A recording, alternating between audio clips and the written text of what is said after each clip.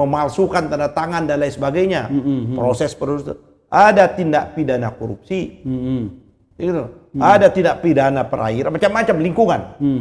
Harusnya secara komprehensif yang ini harus dituntaskan, Pak Eri. Yang ini yang sangat memprihatinkan kita. Kalau Nusron itu dalam pernyataannya menyatakan dia itu kan bukan bagian saya kalau iya, udah betul, hukum-hukum. betul. Kalau itu udah betul. Karena Pak Nusron tidak punya kewenangan. Tangannya nggak sampai. Iya, saya hanya mencabut. Iya, tangannya memang saya bilang Pak Nusron Wahid itu bukan institusi penegak hukum. Betul, betul. Dia adalah pejabat tata usaha negara. Dan oleh karenanya dia sudah mengambil langkah. Itu loh. Yang kita sesalkan aparat penegak hukum, kejaksaan yang awalnya rame, sekarang kita kedengaran suaranya sudah tidak kedengaran lagi.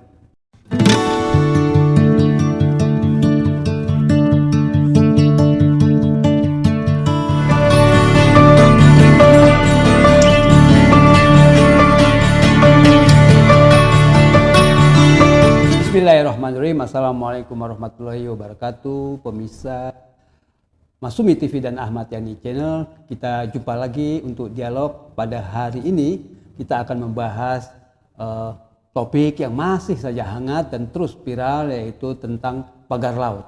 Di mana sertifikat pagar laut itu total 280 terdiri dari SHM dan juga sebagian hak guna bangunan, sertifikat hak guna bangunan SHG. Dan SHG yang paling banyak, dan kita ketahui bahwa sudah 205 yang dicabut. Di antaranya 205 itu 17 SHM. Nah, tetapi ada 58, ini informasi terakhir, pengembangan terakhir dari pernyataan Nusron Wahid, 58 yang tidak dibatalkan karena ya ada di daratan, termasuk di darat, ya. Jadi ada di dalam garis pantai, ada di daratan. Nah, ini menarik karena bukan apa-apa, kita ketahui ada juga yang sebetulnya 13 diantaranya lagi sifatnya masih abu-abu, antara di daratan, di laut, atau di tengah laut, atau di antara tengah laut dan daratan. Itu jadi menarik, yang tentunya masalah sertifikat ini jadi kontroversial gitu. Dan tentunya juga itu akan menjadi bahan diskusi panjang ya dari banyak pihak. Ini apakah Nusron Wahid sebagai kepala BPN ya, Menteri ATR itu betul-betul serius untuk mencabut sertifikat-sertifikat yang tentunya ilegal semula dianggap di Desa Kohot, Pakuaji, Tangerang. Dan untuk bahas ini, Pak Ketua Umum Partai Masumi, Pak Ahmad Yani SAFH, sudah mempersiapkan diri bagaimana kira-kira analisisnya terkait dengan sertifikat yang sebagian sudah dicabut, sebagian belum dicabut. Bagaimana kira-kira? Yang pertama tentunya kita menyukuri, ya gitu Pak Eri. Menyukuri. Sebagai orang yang beriman tentunya kita menyukuri kan, karena ada langkah-langkah yang atas tuntutan masyarakat sudah dibatalkan, karena memang tidak masuk akal Pak Eri. Yaitu memagar laut, setelah memagar laut disertifikatkan laut. Tidak ada di seluruh dunia ini laut itu milik orang per orang atau milik korporasi. Apalagi disertifikatkan, itu memang sudah telak di luar akal sehat. Di luar, betul-betul tidak ada ruang sedikit pun. Dan oleh karenanya memang wilayah teritorial, wilayah kekuasaannya Menteri ATR administratif ya. Betul. Yaitu membatalkan, walaupun ini bukan langkah mereka membatalkan, tapi pihak yang bersangkutan katanya dengan sukarela. Andai pun dia tidak mau, ya batalkan saja, memang seperti itu. Sudah melanggar kan ya? Ya seperti itu. Tapi tidak cukup di sana Pak Eri. Apa itu? Itu kan tindakan administratif. Yang dibutuhkan itu adalah siapa pelaku, dalang dan otaknya, dan siapa yang akan mengambil manfaat terbesar dari proses pensertifikatan laut ini. Yang itu yang harusnya diusut lebih jauh. Bukan sertifikatnya gitu ya? Iya, sertifikat kan oke.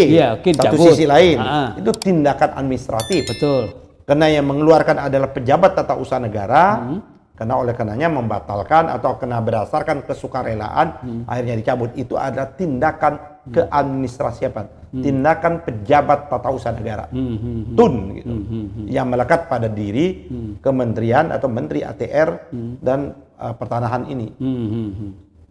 Tapi tidak sampai di situ. Harusnya gitu ya. Harusnya adalah kenapa? Karena tindakan ini melanggar berbagai macam peraturan. Tindakan ini juga melanggar wilayah-wilayah hukum.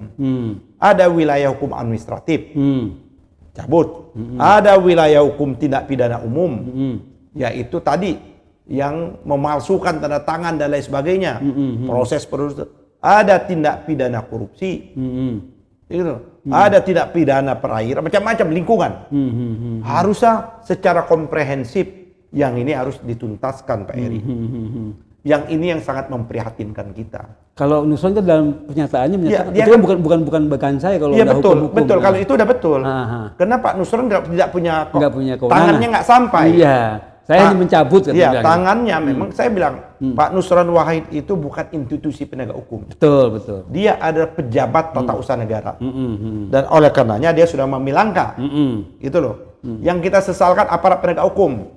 Kejaksaan yang awalnya rame. Sekarang kita kedengaran suaranya sudah tidak kedengaran lagi. Nyaris tidak kedengaran. Ingat iklan di TV pada itu mobil. Nyaris tak terdengar. Nyaris tidak terdengar.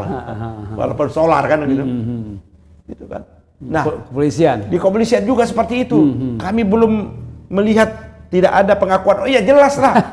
Karena ini menyangkut korporasi besar yang nggak ada mau berani. Iya. Harusnya kan dengan petunjuk dan lain sebagainya tanpa harus ada pengakuan. Metodologi pengakuan itu ada metodologi penyidikan kuno. Kau dulu orang ngaku disuruh gebuk-gebuk ngaku. Iya. Kan bisa dengan fakta-fakta yang lain. Siapa ini? Kenapa perusahaan ini harus dilihat dong? Seperti itu. Lihat perusahaan ini oke, perusahaan ini induknya ke siapa? Holdingnya. Yang itu yang harusnya diusut tuntas. Ini yang menurut saya jangan-jangan mereka ini pembangkangan terhadap instruksi keinginannya Pak Prabowo. Ini tidak hanya sekedar Pak Prabowo sinyal menyatakan ada raja-raja kecil, tapi ini juga raja-raja kecil dia juga memakang tidak menindaklanjuti. Ini aparat penegak hukum ini menurut saya sudah sepantasnya Pak Prabowo mengevaluasi di jajaran tertinggi ini. Di jajaran kepolisian, di jajaran kejaksaan, APH lah pokoknya. Di jajaran KKP kan dia ada. KKP kan ada instrumen penegakan hukumnya juga. Benar, ada ya. Seperti itu loh.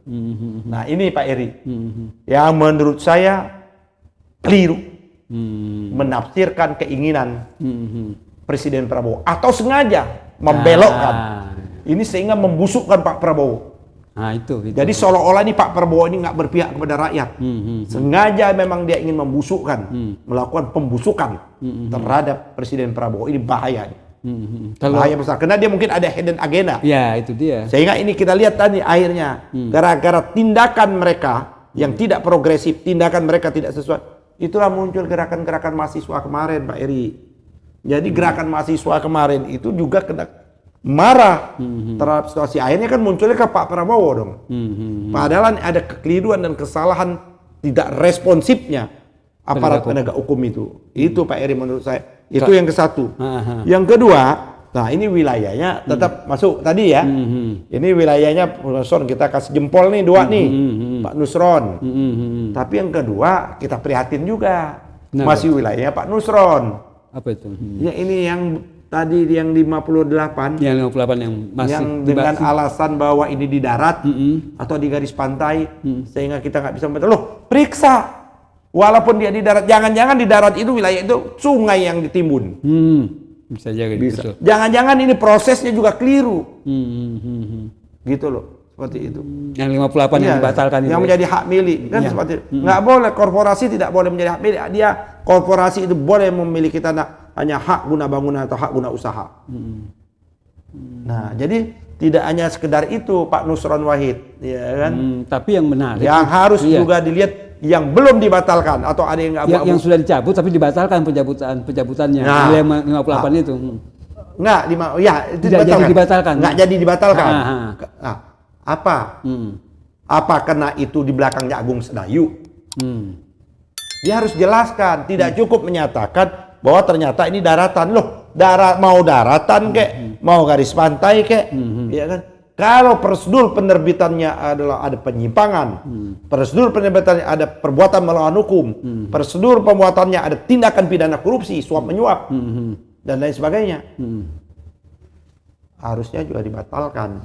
Sorry, enggak. Tempo hari ini kita ngeliat dari orang awam aja. Tempo hari ada kita lihat apa nih kesalahan ini dilobi oleh Aguan pada saat waktu ketemu Aguan, Jokowi dan Prabowo dilobi sehingga akhirnya yang mau dibatalkan. Saya mendapat informasi enggak? Enggak. Mereka mencoba berusaha melobi Pak Prabowo, ini informasi. Iya. Yang saya dapat informasi mereka gagal melobi Pak Prabowo. Oh, soal ini pagar laut. Pak Prabowo tetap ini. Ya. Sehingga tidak hanya ini, ada juga yang penggunaan HGU kelapa sawit itu yang hampir jutaan, satu perusahaan. Kita nggak usah sebut aja, itu sudah sering disebut oleh kawan-kawan Komnas HAM zamannya Pak Hafiz.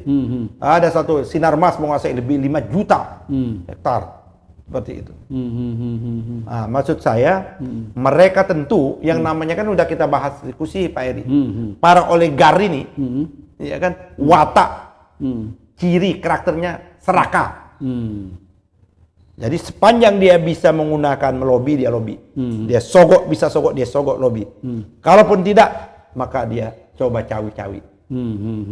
Kan jangan lupa Pak Eri, kan tema kita kemarin tuh, berapa banyak kekuasaan, termasuk Inggris, Yunani, Roma dulu kan, Amerika, bagaimana permainan oligarki menumbangkan kekuasaan yang tidak selera, tidak mau nuruti mereka, gitu loh. Nah ini juga kita hati-hati, jangan lupa, mereka jangan lupa, Pak Prabowo ini di belakangnya rakyat.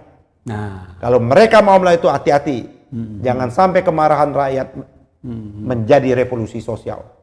Karena mahasiswa kemarin gerak itu. Ya itu baru mahasiswa. Indonesia bukan tidak pernah mengalami revolusi sosial. Jejak revolusi sosial itu masih dekat kok. Waktunya. Iya. Ini jangan main-main ini, serius ini. Nah, jangan, tapi mereka, saya minta betul memang kepada Pak Prabowo dan tim Pak lingkar Pak Prabowo harus cermat, dalami, hayati proses yang sedang berlangsung sekarang ini. Oleh karena itu, kalau memang mereka loyal, para menteri pembantu Pak Prabowo ini loyal mendukung Pak Prabowo, hati-hati. Jangan sampai pepatah menikam dari dalam, menusuk dari dalam. Ada musuh dalam selimut. Musuh dalam selimut, gitu loh. Iya. Menggunting dalam lipatan. Itu kan berarti, itu kan pepatah, peristiwa lama itu bisa berulang dan sering berulang kali. Apalagi dalam hal ini ada Jokowi juga cawe-cawe. Ya, ini kan dia luar biasa ini. Ini kan kalau menurut saya salah satu menyelesaikan problem bangsa ini, salah satu yang memang harus diusut, ditahan dan diadili Jokowi. Adili Jokowi itu nggak ada pilihan lain ya. Nggak ada pilihan lain menurut saya. Mungkin kalau diadili selesai semua ketahuan semua. Walaupun belum tentu selesai, tapi itu jalan paling tidak. Artinya terbuka ya. Terbuka. Kan Pak Harto banyak jasanya juga loh. Tapi kan Pak Harto diproses juga secara hukum. Tetap diperiksa. Walaupun akhirnya tidak bisa dilanjutkan karena faktor kesehatan. Oke, terima kasih. Pemirsa Masyumi TV dan Ahmad Yani Channel, menarik benar tadi soal pagar laut, sertifikatnya yang ada yang dibatalkan, ada yang sudah dibatalkan kemudian tidak jadi, dicabut lagi gitu ya kan. Akhirnya nggak jadi dibatalkan. Tetapi yang menarik tadi di luar itu gitu, apa saja kesalahannya si Aguan ini ya dan CS-CS-nya dalam kaitannya dengan sertifikat-sertifikat tadi. Tentunya BPN ini pasti berperan gitu kan. Bagaimana itu yang harus diperiksa. Apakah aparat penegak hukum mau langsung ya memperjelas proses kasus daripada pensertifikatan pagar laut ini. Terima kasih. Persertifikatan dan pagar laut. Laut di sertifikat, laut di pagar. Gitu Pak Eri yang pas. Betul. Ya, terima kasih Pak Ketum. Mudah-mudahan bermanfaat. Billahi taufiq wal hidayah. Wassalamualaikum warahmatullahi wabarakatuh.